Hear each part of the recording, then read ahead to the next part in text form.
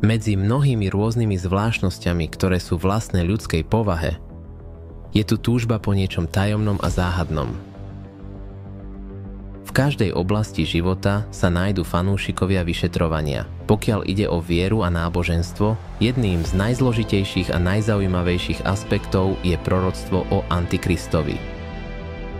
K tejto téme sa vyjadrilo mnoho ľudí, od moslimov až po svedkov Jehovových. Na túto tému sme natočili aj video, ale to, čo uvidíte dnes, vás prekvapí. Bude to záhadné, niekedy náročné, ale jednoznačne veľmi užitočné pre každého, kto sa nebojí rozmýšľať vo väčšom a vystúpiť zo svojej komfortnej zóny a hľadať pravdu. V tomto videu sa dozviete, čo hovorili starovekí teológovia o Antikristovi a prečo sa to nezhoduje s Bibliou, odkiaľ pochádzajú protestanti a proti čomu protestujú. Prečo je nebezpečné nevedieť o westminsterskom vyznaní viery? Ako katolíci tupia svojich oponentov? Ako jezuitský rád oklamal 2 miliardy kresťanov? Kedy jednota prináša zničenie a kedy vás falošný výklad textu môže stáť život? Jezuiti. Stvorenie človeka hriechu. Téma Antikrista sa v kresťanskej komunite začala skloňovať už v 3. storočí nášho letopočtu.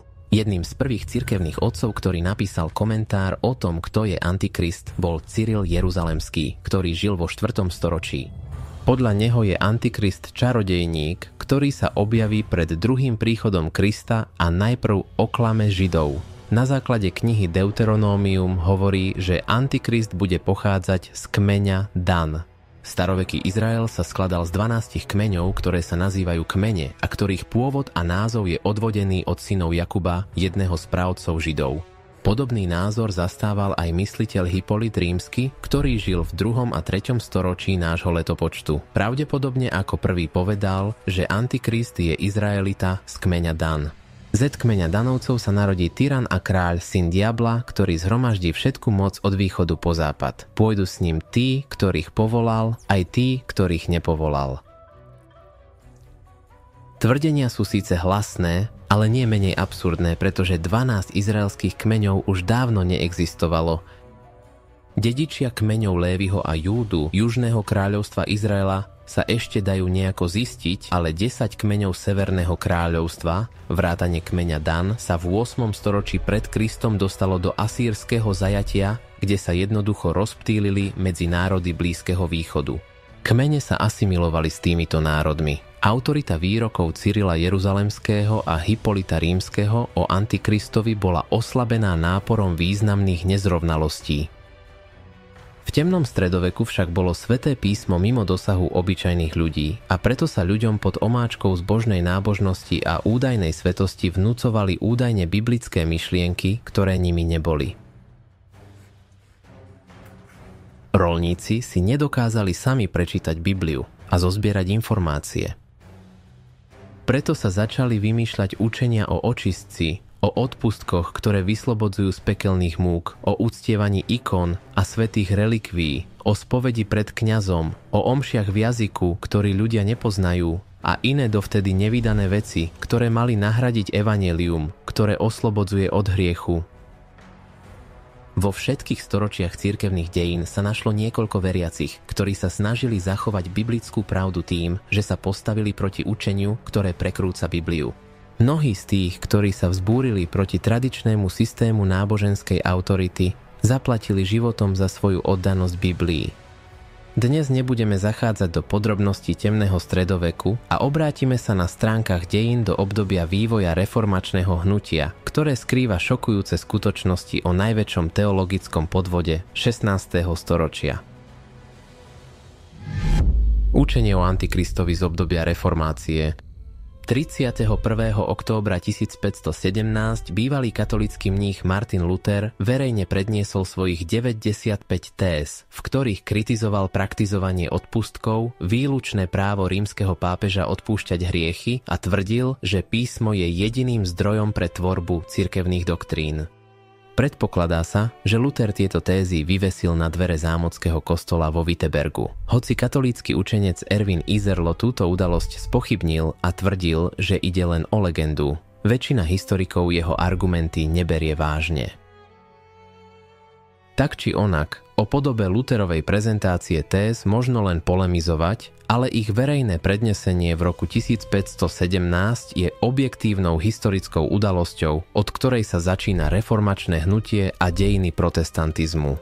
Ak počujete výrok "som protestant", máte pred sebou kresťana, ktorý teoreticky protestuje proti myšlienkam a učeniu, ktoré sú v rozpore so Svätým písmom, Bibliou. Na začiatku reformácie sa teda názory na proroctvo o Antikristovi radikálne zmenili. Martin Luther a ďalšie kľúčové postavy protestantizmu boli presvedčení, že pod rúškom Antikrista sa neskrýva nikto iný ako pápež. Môže to znieť zvláštne, preto odporúčame pozrieť si video na našom kanáli Antikrist, kto to je, aby ste pochopili historický a biblický základ týchto názorov. Odkaz na video nájdete v popise. Zdôrazníme, že v súčasnosti prakticky všetci kresťania vrátane protestantov očakávajú Antikrista ako osobitnú osobu, ktorá príde na konci čias. Hoci ešte pomerne nedávno boli veriaci presvedčení, že Antikristom je pápež alebo pápežský systém, kto má teda pravdu? V prvom rade si všimnime, že učenie o Antikristovi ako o pápežstve nebolo teologickým nedorozumením alebo senzáciou, ktorá mala upútať pozornosť. O to viac, že vyslovenie takýchto myšlienok hrozilo mučením a mučenickou smrťou. Preto bolo reformačné hnutie výsledkom hlbokého výskumu a malo seriózne biblické základy a učenie o pápežstve ako Antikristovi je dokonca zachytené v jednom z vydaní protestantského vyznania viery. Vyznanie viery je zdokumentovaný zoznam základných princípov kresťanského učenia. Existuje niekoľko základných vyznaní viery. Nicejské vyznanie viery, na ktoré sa vždy odvolávajú pravoslávni a katolíci. Protestanti v Nemecku mali augsburské vyznanie viery a v Anglicku westminsterské vyznanie viery. V ňom sa hovorí: neexistuje iná hlava cirkvi než Pán Ježiš Kristus. V žiadnom prípade nemôže byť pápežom, je to samotný Antikrist, človek hriechu a syn zatratenia, ktorý sa v cirkvi povýšil proti Kristovi a všetkému, čo sa týka Boha. Prvú výkladovú Bibliu vydali škótsky protestantskí kalvíni, spolupracovníci teológa Johna Knoxa v roku 1560 v Ženeve, ešte pred prekladom Biblie kráľa Jakuba. V komentári ku knihe Zjavenie Jána Evangelistu sa teda tiež píše, že Antikrist je pápež, kráľ pokrytcov a posol satanov. Teraz je tu veľká otázka. Ak seriózni teológovia v období reformácie na základe Biblie skutočne odhalili svätú tvár Antikrista, ktorým je systém pápežstva, ako je možné, že aj dnes prevažná časť kresťanov, vrátane protestantov, očakáva príchod Antikrista ako konkrétnej osoby v budúcnosti? A prečo by ich táto viera mohla stať večnosť? Verte mi, sú to veľmi vážne otázky s rovnako prekvapivou odpoveďou. Protireformácia. Katolícka cirkev si rýchlo uvedomila, že rozvíjajúci sa protestantizmus už nebude možné zničiť represívnymi metodami, ako to bolo v prípade Jana Husa, Tyndala a ďalších mučeníkov. Autorita a prestíž pápežstva boli vážne poškodené a naďalej upadali. Preto vzniklo katolícke cirkevné a politické hnutie známe ako protireformácia. Toto bola nová taktika, ktorú pápežstvo zvolilo na riešenie problémov. Základná stratégia spočívala v tom, že konfrontácia s protestantmi sa začala odohrávať na intelektuálnej úrovni. Učenci katolíckej cirkvi zistili, že v protestantizme je veľa medzier a katolícka doktrína vtedy stála veľmi pevne na svojich nohách. Ich teológovia si boli dobre vedomi toho, ako a prečo používajú posvetnú teologickú literatúru a tak ďalej. Začali hľadať tzv. Medzery nekonzistentnosti, ktoré pochádzali od protestantov, ktorí odmietali cirkevnú autoritu a svätú tradíciu a tvrdili, že žijú podľa písma. Ale nie všetci žili týmto spôsobom. Lutherov oponent Johann Eck v Lipskej disputácii žiadal, aby jeho oponent odvolal svoje tézy. Na to Luther povedal: dokážte mi to písmom a ja sa vzdám téz. ECC povedal, že sa riadi iba tradíciou, ale Luther vyslovil slávnu vetu sola scriptura, iba písmo. Zdalo sa, že je po probléme, ale ECC sa dôkladne pripravil a predniesol odzbrojujúci argument v opozícii. Ak máte všetko podľa písma, prečo teda slávite katolícku nedeľu a nie biblickú sobotu? Luther na túto otázku nemal odpoveď. V protestantskej teológii bolo veľa takýchto nezrovnalostí a na úspešné uskutočnenie protireformačnej stratégie katolícka cirkev vytvorila jezuitský rád.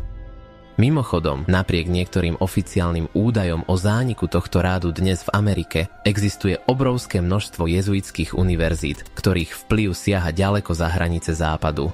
Jezuiti sú veľmi šikovní učenci a neustále hľadajú serióznych odborníkov, ktorí by rozvíjali ich teológiu. Takto koncom 16.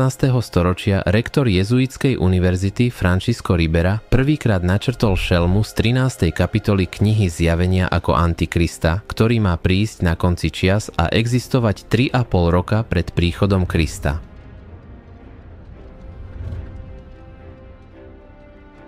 To sa zásadne líšilo od názorov westminsterského vyznania viery, ktoré tvrdilo, že Antikristom je pápež a preto sa proroctvo už začalo naplňať.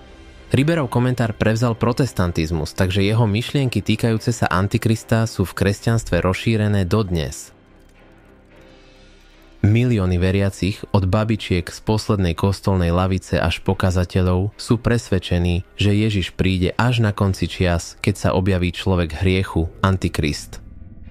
Protireformácia čiastočne zvíťazila, protestanti prehrali duchovno-intelektuálny boj. Dôkazom toho bol 31.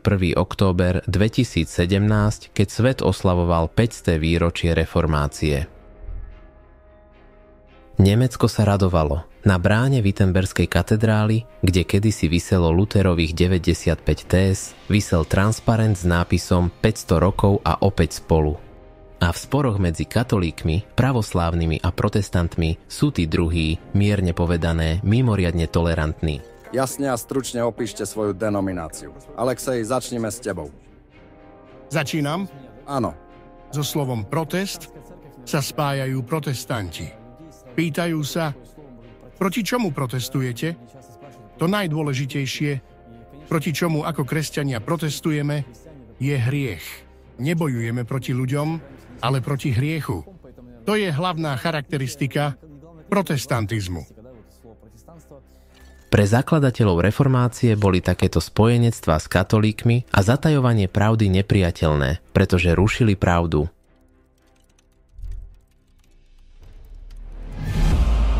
Človek hriechu.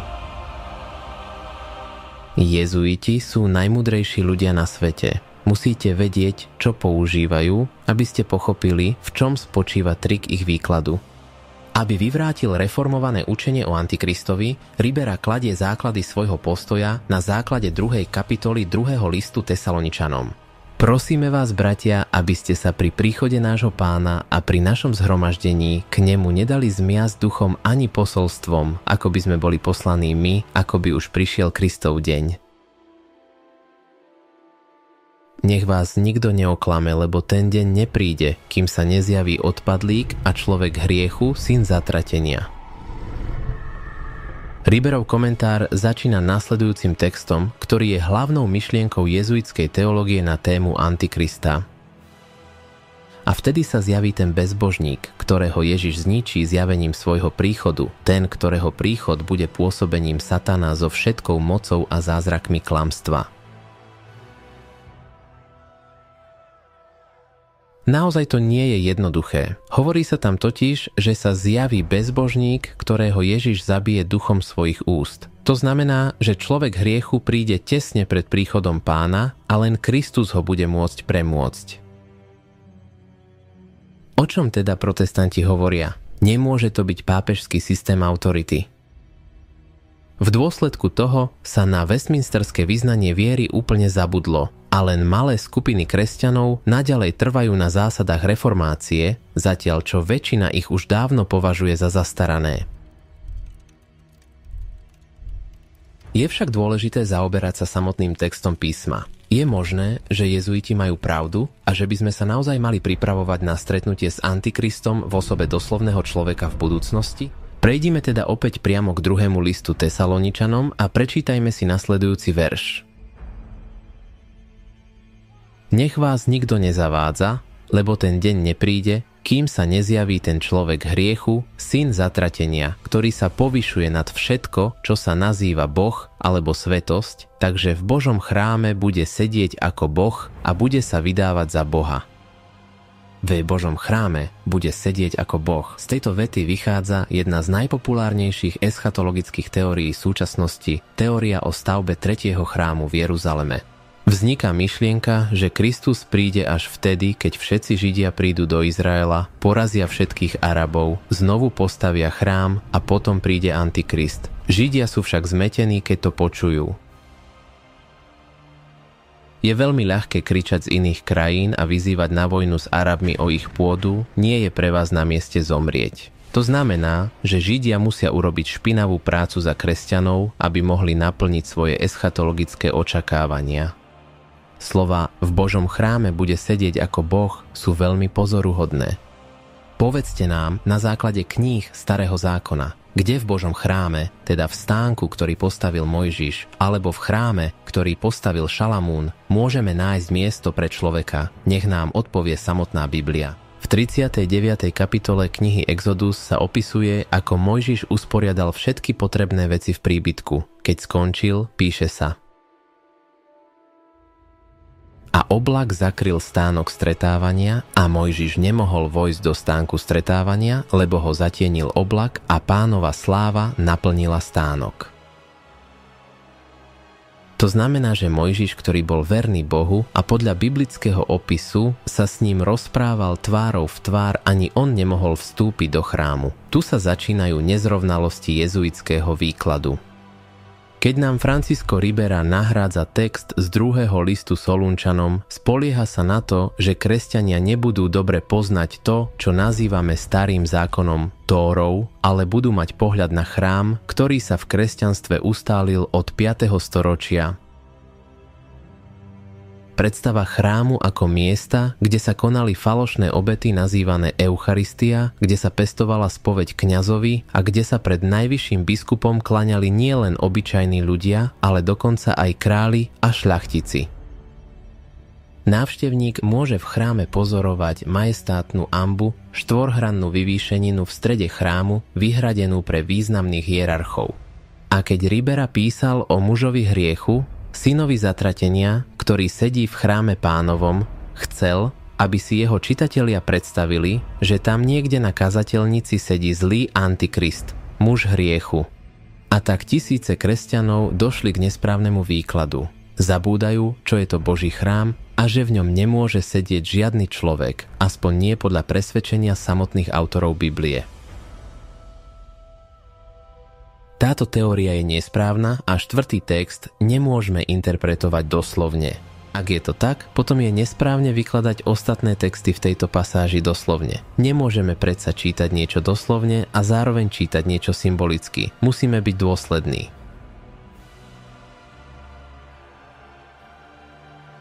Absurdita doslovného výkladu tejto pasáže spočíva v tom, že ak kresťania chcú, aby Židia obnovili 3. chrám, budú dlho čakať na chrám podľa vzoru Wormskej katedrály. Ak si Žid postaví chrám, otvorí si Tóru a Talmud a uvedomí si, že doň pôjde Božia sláva v oblaku, nie človek. Na základe toho možno predpokladať, že apoštol Pavol v 4. texte nehovorí o doslovnom fyzickom chráme na zemi, ale osvetľuje určitý symbolický aspekt. A potom, držiac sa symboliky, nemôžeme tvrdiť, že človek hriechu a človek bez zákona sú jedna osoba, ktorá sa objaví pred druhým príchodom Krista. Potom však nasleduje otázka: ak hovoríme o symbolike, o akom chráme tu hovoríme? Na túto tému existujú dve zaujímavé verzie, ktoré sa navzájom doplňajú. Väčšina ľudí, ktorí čítajú Bibliu, si možno v mysli vybaví text o tom, že naše telo je chrámom Ducha Svätého, o ktorom píše Pavol vo svojich ďalších listoch. Napríklad v 6. kapitole 2. listu Korinťanom čítame: Neskláňajte sa pod jarmo s nevernými, lebo aké je spoločenstvo medzi spravodlivosťou a neprávosťou? Aké spoločenstvo svetla s temnotou? Aká harmónia medzi Kristom a Beliárom? Aké spoločenstvo medzi Božím chrámom a modlami? Veď vy ste chrámom živého Boha, ako povedal Boh. Budem v nich prebývať a budem ich Bohom, a oni budú mojím ľudom. Preto výjdite spomedzi nich, hovorí Pán, a nedotýkajte sa nečistého, a ja vás príjmem. A ja vám budem otcom a vy mi budete synmi, hovorí Pán. Tu sa výstižne opisuje nezlučiteľnosť niektorých duchovných aspektov, spravodlivosti s neprávosťou, Krista s Beliárom, verných s nevernými a Božieho chrámu s modlami. A ďalej hovorí, že ste chrámom živého Boha. To znamená, že Pavol symbolicky nazýva samotných kresťanov Božím chrámom a hovorí im, že Boh bude v nich prebývať a chodiť v nich. Nakoniec je tu výzva, aby sme vyšli zo stredu neveriacich, oddelili sa a nedotýkali sa nečistého. Je celkom zaujímavé porovnať tieto texty s druhým listom Tesaloničanom. Ak sú Božím chrámom praví kresťania, v ktorých srdciach kráča Boh, potom človek hriechu, syn zatratenia, je symbolom neprávosti, ktorá vládne v srdciach kresťanov, ktorí sa stali nevernými kvôli miešaniu spravodlivého s hriešným. Pavol sa pravdepodobne snažil Tesaloničanom povedať, že pred druhým príchodom Krista dôjde k zámene duchovných hodnôt a k strašnému teologickému podvodu. Kresťania, ktorí sa považujú za spravodlivých a spasených, vpustia do svojich srdc bezzákonnosť, ktorá z nich vyženie Boha, a na jeho mieste bude sedieť bezzákonník, ktorý symbolizuje duchovnú neveru. Ale ako sa môžu miešať také protikladné veci ako spravodlivosť a neprávosť, Boží chrám a modly? Ako by sa v kresťanstve mohli uskutočniť také hlboké zámeny? Pri odpovediach na tieto otázky sa zoznámime s ďalšou biblickou verziou symbolického významu textov, ktoré študujeme. Jediné miesto v Biblii, ktoré nás v prorockom kontexte tejto témy privádza do chrámu, je 8. kapitola knihy Daniel, kde sa opisuje istý malý roh, kto vystúpil k nebeskému vojsku a časť tohto vojska zniesol na zem, dokonca vystúpil na vodcu tohto vojska a každodenná obeta mu bola odňatá a miesto jeho svätyne bolo znesvetené. Čo robil tento malý roh? V opise tohto proroctva je vynesený do neba, to znamená, že je zasiahnutý nebeský aspekt, nebeská svätyňa je pošliapaná. Akým spôsobom? Odňatím každodennej obety alebo inými slovami každodennej veľkňazskej služby. V tom spočíva najhlbšia symbolika, ktorá odráža historické procesy a deformácie Božej pravdy. Vznikli už v 5. storočí, keď cirkev prevzala funkcie chrámu, ktorý bol súčasťou Starého zákona a ktorého rituály sa naplnili Kristovou obetou. Po Kalvárii sa všetky rituálne služby v chráme stali bezpredmetnými. Iba tí, ktorí neprijali Ježiša ako spasiteľa a ktorí nerozumeli symbolike, pokračovali v bohoslužbách v chráme. Bola to však ohavnosť pred Pánom a v 70. roku nášho letopočtu Rimania Jeruzalemský chrám zničili. Mnohí veriaci dnes čítajú len Nový zákon a zanedbávajú Tóru a písmo. Tieto trendy boli tiež umelo vytvorené. Výsledkom je celosvetová dezinterpretácia mnohých proroctiev a symbolov. Málo kto si napríklad pamätá, že pozemská svätyňa bola postavená na obraz nebeskej svätyne. Každý prvok svätyne od vonkajšieho nádvoria až po chrámové náradie vo svätyni a svätyni svätých obsahoval najhlbšiu symboliku znázorňujúcu plán spásy ľudstva. Po svojej smrti a zmŕtvychvstaní Ježiš zasadol po pravici trónu majestátu v nebi a je kňazom svätyne a pravého stánku, ktorý vzbudil Pán a nie človek. Potom, čo obradná chrámová služba stratila svoj význam, pokračoval v nej sám Ježiš v nebeskej svätyni ako náš jediný veľkňaz a orodovník. Nevieme, ako to v skutočnosti vyzerá a je nepravdepodobné, že by sa Ježiš doslova prechádzal po budove v kňazskom rúchu. Všetky podrobnosti nepoznáme, ale princíp je nám v písme zjavený veľmi jasne. Kristus je náš jediný veľkňaz, ktorý vykonáva svoju službu v jedinom pravom nebeskom chráme. Potvrdzuje to aj kniha Zjavenia, kde sa 3-krát jasne spomína nebeský chrám a neustále sa spomínajú chrámové prvky. Podľa Biblie už nebolo Božou vôľou stavať ďalšie chrámy podľa nebeského vzoru na zemi. Apoštoli sa naďalej stretávali a učili v synagógach, v domoch stretávania. Tieto budovy nemali žiadnu analogiu s chrámom, kde sa vykonávala rituálna služba. Až do 70. roku 1. storočia mohli chodiť do chrámu len na misijné účely a pritom učili, že teraz jediným chrámom na zemi sú v symbolickom zmysle samotní kresťania a že pravý chrám a veľkňaz je v nebi. Pod náporom pohanstva však cirkev začala strácať svoju vernosť a čistotu, miešala spravodlivosť s neprávosťou a Boží chrám s modloslužbou. Od 3. storočia katolíci, ktorí zrušili biblickú pravdu, postavili pozemské chrámy s falošnými kňazmi, ktorí sa pod rúškom apoštolskej postupnosti nazývali prostredníkmi medzi Bohom a ľuďmi. A nakoniec sa tým potvrdil úrad falošného veľkňaza, rímskeho pápeža, námestníka Božieho syna na zemi. Ak sa vrátime k Danielovmu proroctvu o pošliapaní nebeskej svätyne malým rohom, môžeme konštatovať, že sa to nestalo preto, že by tam niekto doslova vystúpil, ale preto, že niekto vytvoril falošnú svätyňu na zemi. Ten istý malý roh na základe 7. kapitoly knihy Daniel proti Najvyššiemu bude hovoriť slová a utláčať svätých Najvyššieho. Dokonca im bude chcieť zrušiť sviatky a zákon. Tieto proroctvá o pápežskom systéme sa tiež naplnili. Viac informácií o tom nájdete v našom videu s názvom Antikrist, kto to je? Lutherova zásada sola scriptura, samotné písmo, nie je hrou s biblickými textami vytrhnutými z kontextu. Sola scriptura je dôsledné štúdium písma, keď zvažujeme, aký interpretačný princíp uplatňujeme. Ak vidíme symboliku, aplikujeme ju na celý úryvok. Ak vidíme doslovnosť, interpretujeme celú pasáž doslovne. Ak teda obnovenie chrámu a doslovný človek nie sú biblickým konceptom, potom musíme uvažovať symbolicky. Symbolika nás vedie k tomu, že človek hriechu, syn zatratenia, ten bez zákona, ktorý bude sedieť v Božom chráme, je odkazom na proroctvo o malom rohu, ktorý symbolizuje pápežský systém.